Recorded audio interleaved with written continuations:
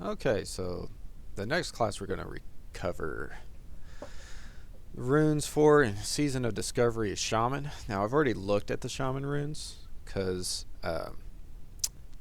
as a Paladin player, we always kind of have this dirty thought every now and again of like, maybe this time is the time that I actually play Horde and roll a Shaman. And then, like, you remember they don't have salvation and stuff, and you're like, okay, screw that. I'm not doing that. But then, when we looked here and saw dual wield specialization, yeah, this is a huge no go. Definitely not. Definitely not the time to play Shaman.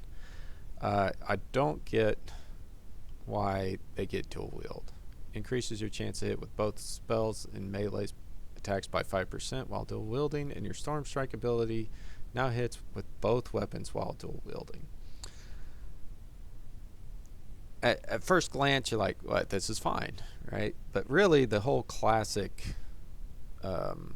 feel of shamans is to use the big, beefy two-hander and just go up, smack a mage, get your Wind Fury procs, and the dude's just deleted, right? That's that's the meme. That's the dream. That's what we're all trying to do if you're playing enhancement shaman in classic. So also, like, if you're doing this, who on horde uses two-handed weapons then? Like, you're there's not going to be two-handed. Maybe they're forcing two-handed warrior at some point, and we are getting like a melee hunter build, but it kind of seems like it itself is a meme, and unless it gets more support as the levels caps increases, I'm not really sold on it yet. But I don't know. I think that this is a huge no go. I think this was just a mistake of leaning into dual wield as opposed to just using a two-hander. You could easily just giving them some like attack speed while using a two-hander, and some hit chance and stuff, and it'd been fine. Like, healing rain, gain the healing rain ability. Selects the area 15 yards around target player and heals all of target player's party members within that area every second. So it's only party wide, and it circles the target, so you don't actually get to select the circle on the ground. So you would have to be kind of careful in targeting the right player. Like, if you want this to heal the tank and the melee and the ranged people of your party, or whatever, like if you're in a 5-man, then you have to target like the melee DPS, which is fine, I guess. But so overload gives your lightning bolt, chain, lightning, chain heal, healing wave, and lava burst spells 33% chance to cast a second similar spell on the same target at no additional cost that causes half damage or healing and no threat. So, don't know why you're taking healing rain instead of overload when overload applies to chain heal. So, I think, but this is really good for elemental shamans. So, shield mastery. Each time you block, you regenerate mana equal to 4% of your maximum mana, and you gain armor equal to 30% of your shield's armor value, stacking up to 5 times. You also always gain 10% increased chance to block and 15% increased block value. So you always have this base 10% block chance. And you keep blocking to stack armor. And they do get 5% block. It's not a lot of block. My only worry there is that it's not enough block. It doesn't say how long it lasts, but my worry is that you go through a spree where you actually don't block and your stacks drop off and you become really squishy. So Have to see how that lines up, because they don't really get a lot of block stuff. Maybe they'll adjust some numbers with the trees. They are going to be given different gear and stuff. I've seen some spoilers on how they've changed some of the crafted pieces and things, which I'll probably go over at some point. But who knows? They might actually just give us like tier sets and things that will just massively increase the shaman's block chance to make that not a problem. So it's too early to say. Lava burst. Gain the lava burst ability. You hurl molten lava at the target, dealing fire damage. If your flame shock is on the target, lava burst will be a crit. So this is just regular lava burst.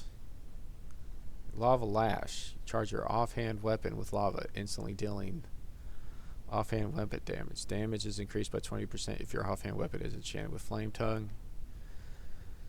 So they're just doing regular dual wield stuff. Again, I just don't think that's what your classic playing shamans wanted. But I could be wrong. I don't play Horde. Like I said, I play Paladin. So maybe this is right up their alley and this is what they were begging for. Have to check like some forums and stuff and see what they think on it. Molten Blast. In the Molten Blast ability. Blast enemies in a cone in front of you.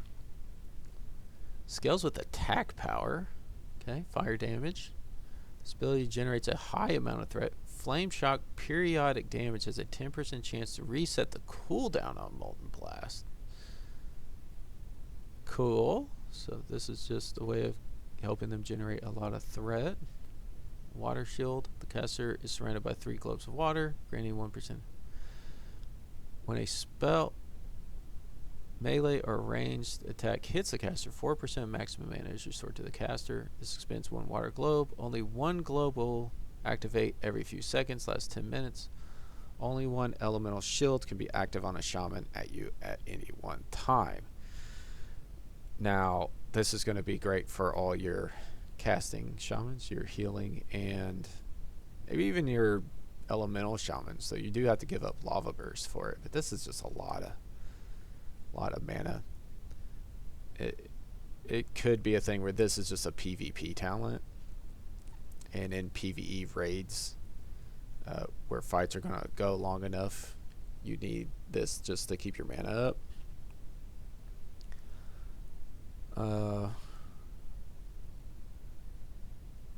This is obviously like your tanking thing, but you think like, oh well, if I don't need this in if I don't need this in an AoE setting, I could go this for more mana gain as a tanking shaman, until you realize that shamans get Earth Shield. Getting the Earth Shield ability protects the target with an earthen shield, reducing casting and channeling time lost when damaged by 30% and causing attacks to heal the shielded target for 100. This effect can only occur once every few seconds. 3 charges last 10 minutes. Earth Shield can only be placed on 1 target at any time.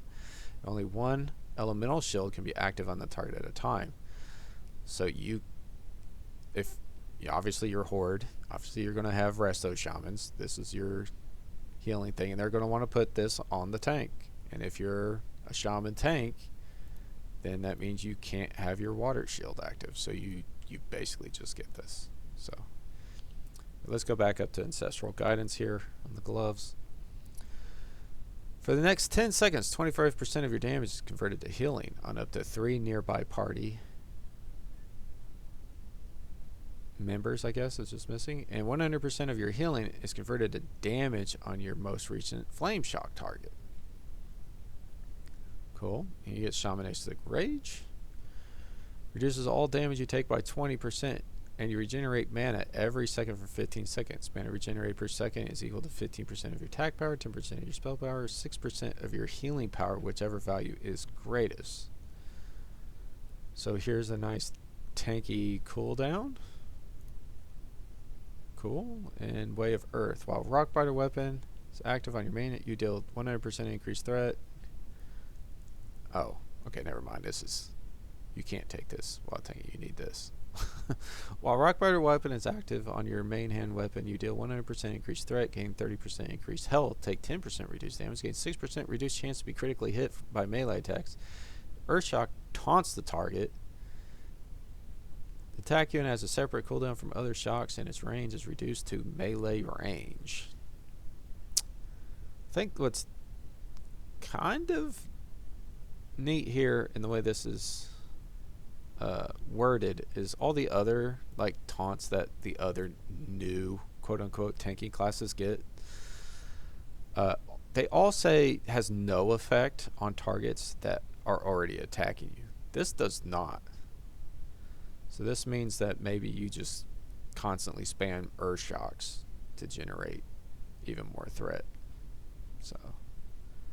So like you have to take this, you have to take this, and you have to take this to tank, and there's no variance allowed. And I guess you have to take these 5 points. And that's it. So like the other classes, like Paladins, got really good like mana return. This blocking giving you 4%. That's really good, but that's only good if you have enough block chance. I'm not sure. You only get 5%. Like Paladins get like 30 plus a proc to give them another 30. There's gonna have to be some adjustments here. I don't think this is. I don't think that's good enough as is right now. So, but we'll leave it there and move on to the next class.